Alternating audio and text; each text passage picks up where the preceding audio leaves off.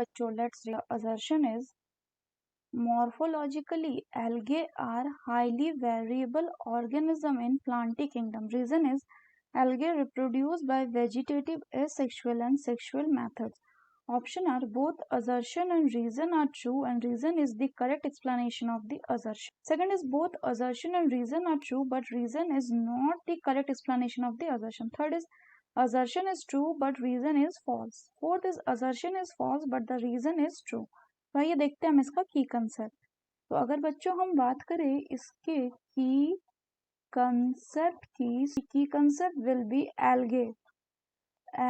तो एल्गी की अगर हम बात करें तो ये क्या होते हैं? दीज आर दी क्लोरोफिल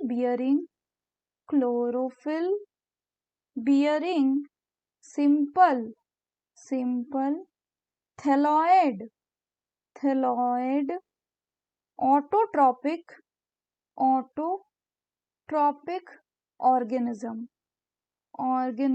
होते हैं. Generally they are largely aquatic, both fresh water and marine.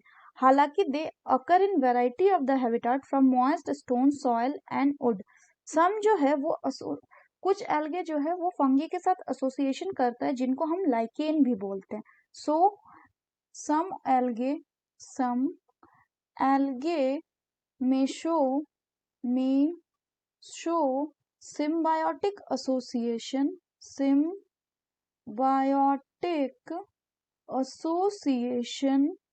with fungi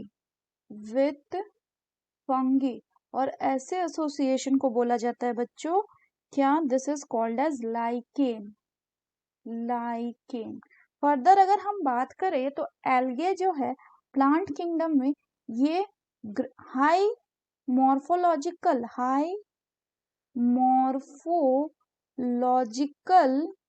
variety दिखाती है. अगर हम एग्जाम्पल से इसको समझे तो ये जैसे कि जो एल्गे है वो कॉलोनियल भी हो सकता है इन केस ऑफ जैसे कि वॉल्वॉक्स कैसा है? ये है बच्चों कॉलोनियल. वहीं अगर हम बात करें यूलोथ्रिक्स एंड स्पाइरोगायरा की तो ये यूलोथ्रिक्स एंड स्पाइरोगायरा ये कैसे होते हैं बच्चों? ये फिलामेंटस होते हैं. कुछ दूसरे जैसे कि कैल्प्स की बात करें तो they will form massive plant bodies. इसके अलावा अगर हम बात करें तो एल्गे में हम अगर रिप्रोडक्शन की बात करें तो रिप्रोडक्शन का जो मोड होगा वो होगा आपका vegetative, asexual and sexual.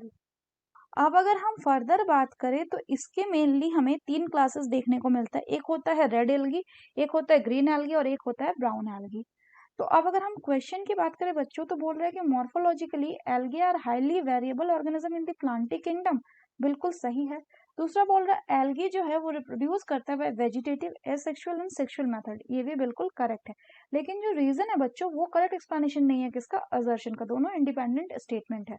So the correct option will be option 2, that is both assertion and reason are true but reason is not the correct explanation of the assertion. So that's all for the question बच्चों. Hope you understood it well. Best of luck.